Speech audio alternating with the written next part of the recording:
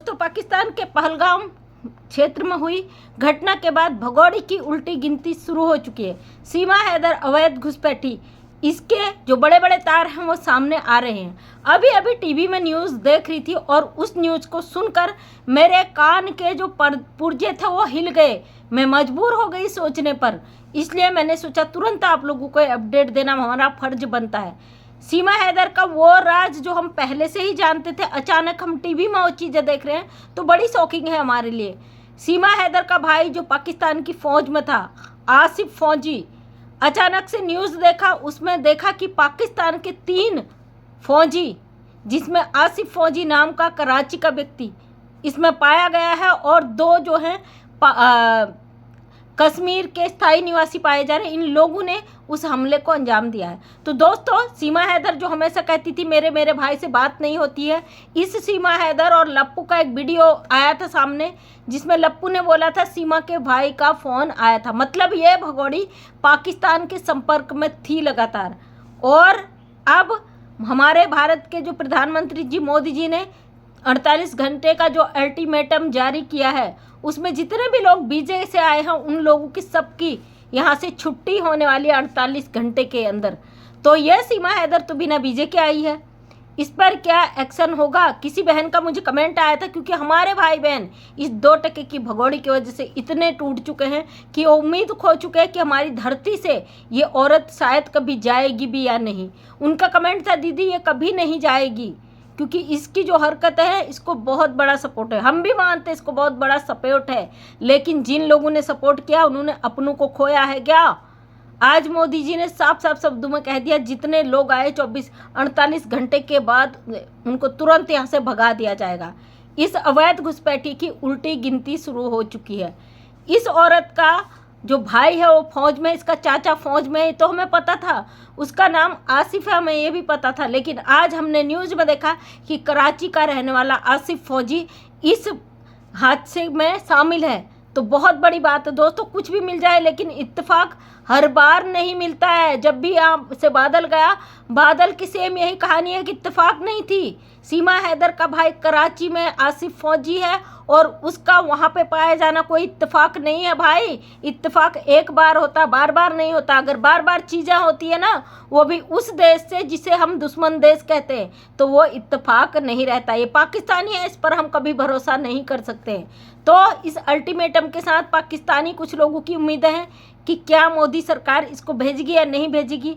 मैं कहती हूँ इस औरत को भेजना नहीं, इसको वही सज़ा देनी है जो कसाब को दी गई थी। ना तो इसको पाकिस्तान डिपोर्ट करना चाहिए, ना ही इसे भारत की जेल में रखना चाहिए। जो सज़ा कसाब को दी गई थी वही सज़ा इस महिला को दी जानी चाहिए। इसकी गहनता से जांच हो, छानबीन हो और इस महिला को सख्त से सख्त सज़ा मिल सके, ताकि दोबारा हमारी भारत की धरती पर आंख उठाने की किसी की हिम्मत ना हो, कोई अपनी हिम्मत न कर सके भारत की धरती को गंदा करने की। तो दोस्तों, अभी 1-2 दिन पहले एक संकेत और मिला था, पाकिस्तान के चैनल से ही मिला था, कि भाई इस केस में कुछ ऐसा होने वाला है कि मोबिन मलिक सर इस केस से हट जाएंगे। इंडिया के जितने भी यूट्यूबर इस केस पर काम कर रहे हैं, शायद वो काम करना छोड़ दे, वो खिलाफ हो जाए। वो चीज़ सामने आ चुकी है, इंडिया के सारे यूट्यूबर खिलाफ हो गए और इस घटना के बाद मुझे नहीं लगता मोबिन मलिक सर इस केस पे काम करेंगे। तो वो चीज़ सच हो चुकी है। तो मैं कहती हूँ, पाकिस्तान वालों को कैसे पता था ये चीज़ें होने वाली हैं? ये भी क्या इत्तेफाक ही है, या इसको भी गोदी मीडिया करके बेवकूफ़ बनाते रहोगे? आज तक भारत की महिलाएं, भारत के लोग उन 4 बच्चों के सपोर्ट में खड़े थे। उनको लगता था कि एक सताया हुआ बाप है, लेकिन तुरंत ये चीज़ें जो सामने आई है ना, रंग जो दिखा दिया है, उस रंग ने सबको दिखा दिया कि फितरत क्या है। तो आप लोग समझ सकते हो किस तरीके से बेवकूफ़ बनाया जा रहा है। एक ये अवैध घुसपैठी हमारे देश में बैठकर जो गंदा हरकत कर रही है, उसको झेलने के लिए हम लोग मजबूर हैं। लेकिन हम अपने सरकार से, अपने योगी जी मोदी जी से गुहार लगाते कि इस महिला का जल्द से जल्द बंदोबस्त किया जाए।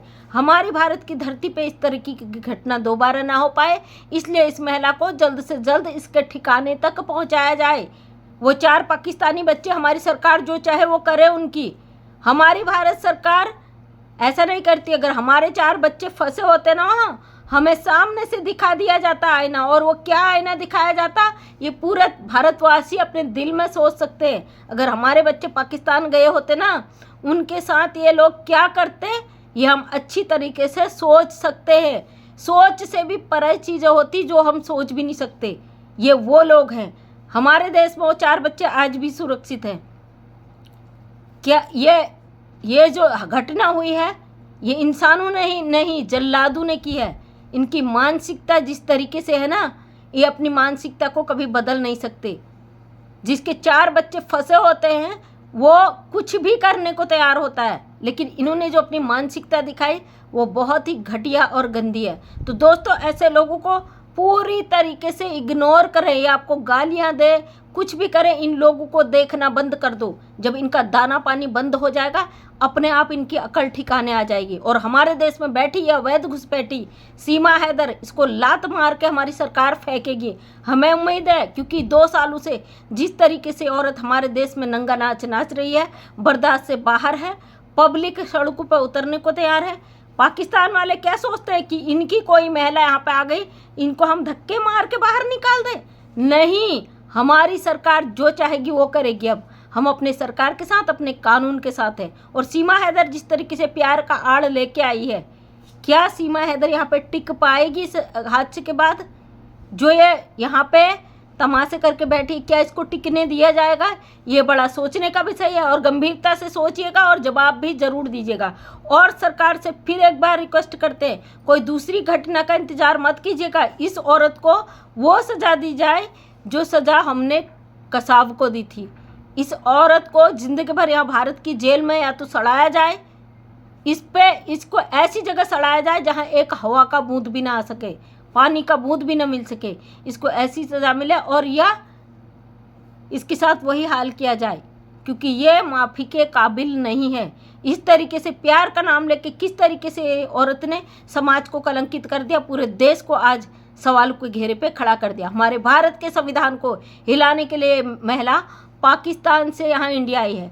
फाइनली मोदी जी ने सारे बॉर्डर बंद कर दिए हैं और पानी बंद कर दिया है पाकिस्तान का, और बहुत से कड़े फैसले अभी आने बाकी है। और सीमा हैदर, बोरिया बिस्तर बांधने की तुझे ज़रूरत नहीं है, क्योंकि तुझे बोरिया बिस्तर के साथ नहीं, तुझे इस तरीके से फेंका जाएगा जिसका तू सपने में भी नहीं सोच सकती है। जिस तरीके से तूने हमारे सनातन को आड़ में लेकर जो ये काम किया है, तुझे भारत की जनता छोड़ेगी नहीं, याद रख लेना इस चीज़ को।